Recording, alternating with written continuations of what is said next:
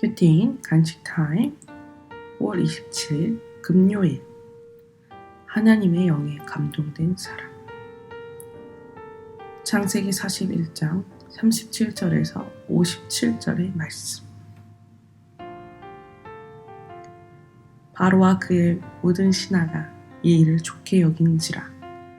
바로가 그의 신하들에게 이르되 이와 같이 하나님의 영에 감동된 사람을 우리가 어찌 찾을 수 있으리요 하고 요셉에게 이르되 하나님이 이 모든 것을 내게 보이셨으니 너와 같이 명철하고 지혜 있는 자가 없도다. 너는 내 집을 다스리라. 내 백성이 다 내 명령에 복종하리니 내가 너보다 높은 것은 내 왕자뿐이니라. 바로가 또 요셉에게 이르되 내가 너를 애굽 온 땅의 총리가 되게 하노라 하고 자기의 인장 반지를 빼어 요셉의 손에 끼우고 그에게 세마포 옷을 입히고 금사슬을 목에 걸고 자기에게 있는 버금수레에 그를 태우니 우리가 그의 앞에서 소리 지르기를 엎드리라 하더라. 바로가 그에게 애굽 전국을 총리로 다스리게 하였더라. 바로가 요셉에게 이르되 나는 바로라. 애굽 온 땅에서 내 허락 없이는 수족을 놀릴 자가 없으리라 하고 그가 요셉의 이름을 사브낫바네아라 하고 또 온의 제사장 보디베라의 딸 아스낫을 그에게 주어 아내로 삼게 하니라. 요셉이 나아가 애굽 온 땅을 순찰하니라. 요셉이 애굽 왕 바로 앞에 설 때에 30세라. 그가 바로 앞을 떠나 애굽 온 땅을 순찰하니 7해 풍년에 도지 소출이 심히 많은지라. 요셉이 애굽 땅에 있는 그 7년 곡물을 거두어 각 성에 저장하되 각 성읍 주위의 밭의 곡물을 그 성읍 쪽에 쌓아두매 쌓아둔 곡식이 바닷물에 같이 심이 많아 세기를 그쳤으니 그 수가 한이 없음이었더라. 흉년이 들기 전에 요셉에게 두 아들이 나되 곧 온의 제사장 보디베라의 딸 아스낫이 그에게서 낳은지라. 요셉이 그의 장남의 이름을 므낫세라 하였으니 하나님이 내게 내 모든 고난과 내 아버지의 온 집 이를 잊어버리게 하셨다 하며 차남의 이름을 에브라임이라 하였으니 하나님이 나를 내가 수고한 땅에서 번성하게 하셨다 함이었더라.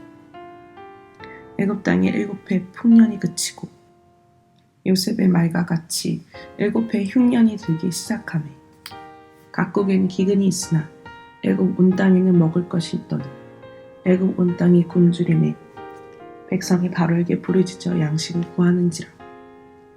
바로가 애굽 모든 백성에게 이르되 요셉에게 가서 그가 너희에게 이르는 대로 하라 하니라.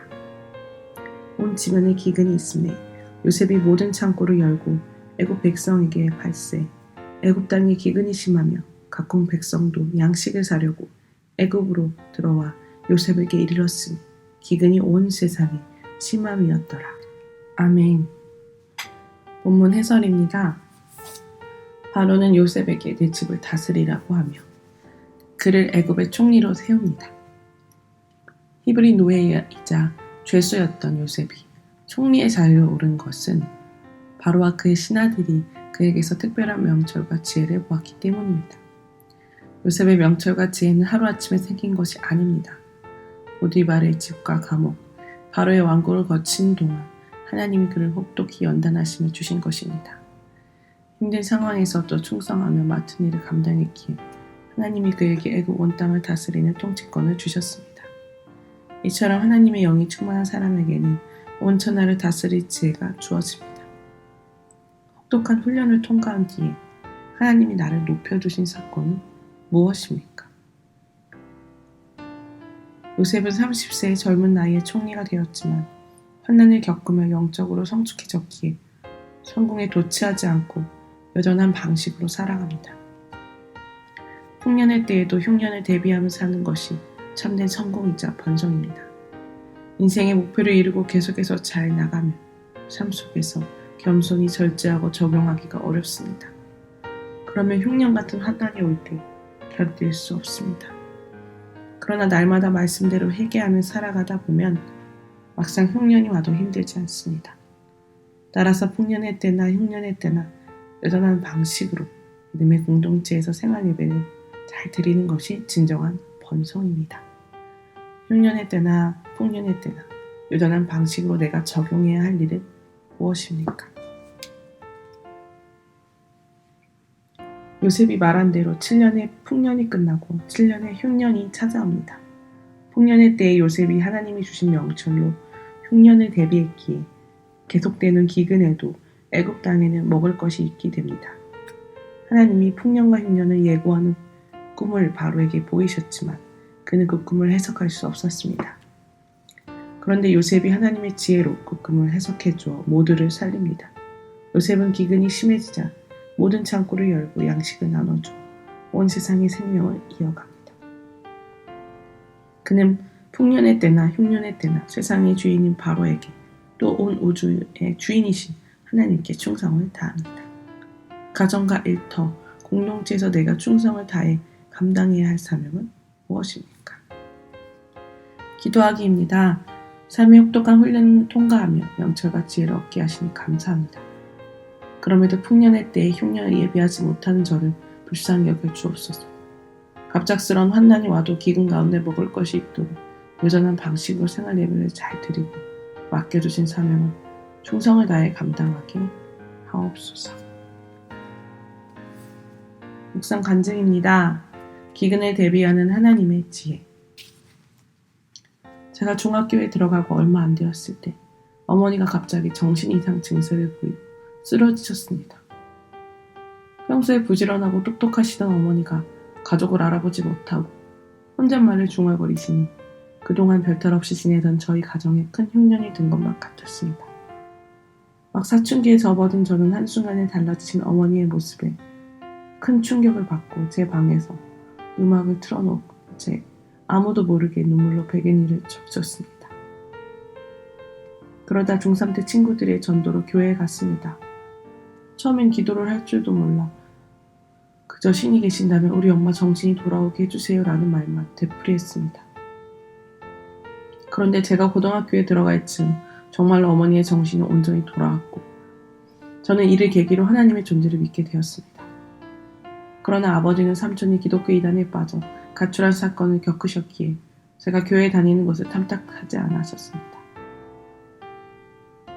게다가 아버지의 반대를 무릅쓰고 고등부 수련회를 다녀온 뒤로는 1년 넘게 제게 말 한마디도 붙이지 않으셨습니다.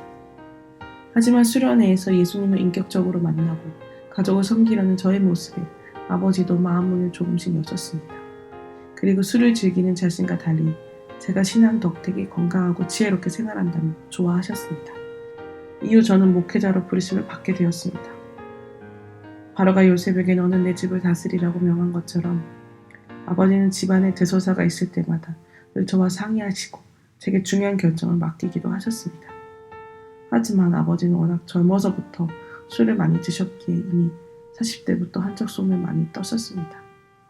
그럼에도 병원에 가기를 싫어하셨는데 결국 저는 그 고집을 꺾지 못했습니다. 그러다 2년 전 여름 산책을 하다가 길에서 쓰러지신 아버지는 뇌경색과 뇌출혈로 투병 생활을 하다가 돌아가셨습니다. 아버지가 예수님을 영접하고 천국에 가실 은혜는 너무도 크지만 노후에 건강하게 신앙생활을 하시도록 건강기근에 대비하지 못한 것이 못내 회한으로 남습니다. 이제는 기근을 대비하는 하나님의 지혜로 남은 가족을 영육간에 살리는 역할을 감당하길 기도합니다. 적용하기입니다. 어머니에게 연락드릴 때마다 신앙과 건강에 도움이 될 만한 권면을 빼놓지 않겠습니다. 살기 바쁘다는 이유로 남편과 아버지로서 집안을 돌보는 일에 소홀하지 않겠습니다.